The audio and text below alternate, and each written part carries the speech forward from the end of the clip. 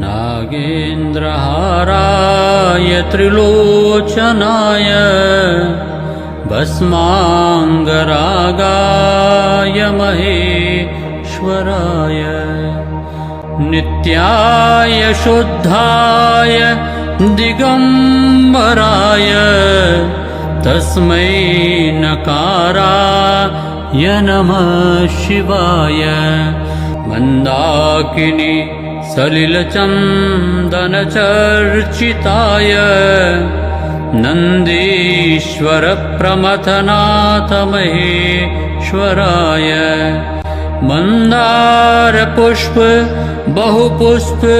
सुपूजिताय तस्मै मकाराय नमः शिवाय शिवाय गौरी वदनाब्ज